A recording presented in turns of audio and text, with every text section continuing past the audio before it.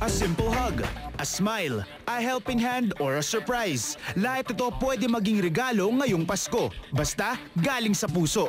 Ito ang mensaheng sabay-sabay ihahatid ng mga paborito nyong kapuso sa pinakabagong station ID ng Kapuso Network, GMA. All the brightest Kapuso personalities and stars joined hands para sa shoot ng newest treat na ito from GMA despite their busy schedules. At lahat mukhang nag-enjoy talaga, mula sa mga bida ng inaabangan ninyong GMA drama hanggang sa mga pinaka-pinagkakatiwalaan ninyong pagdating sa showbiz chika. This is actually my first Christmas vlog for GMA, and I am so happy and I'm so proud to be a Kapuso. It's one way of showing the public ng GMA that also the artistas can reach out to them. Sana we do this every year, every Christmas. Nakijoin din sa saya ang mga idol natin from news and public affairs, comedy at mga paborito nating dabarkads ng tanghali, ang Eat Bulaga. At ang buong tropa ng paborito ninyong concert party, ang SOP. We had a great time shooting. Tawa kami ng tawa. Mga lolo't lola, groovy sila kasi game sila,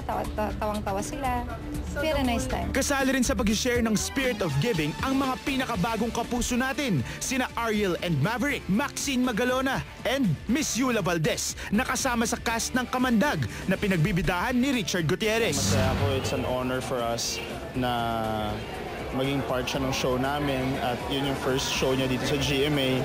Siguradong mag-enjoy sila dito kasi makikita nila lahat ng mga Kapuso stars nila na magkasama-sama para dito sa Christmas vlog ng GMA. Sama-sama po nating palaganapin ang tunay na diwa ng pagiging Kapuso ngayong Pasko. Sabay-sabay nating panoorin ang world premiere ng GMA Christmas Station ID dito sa Showbiz Central.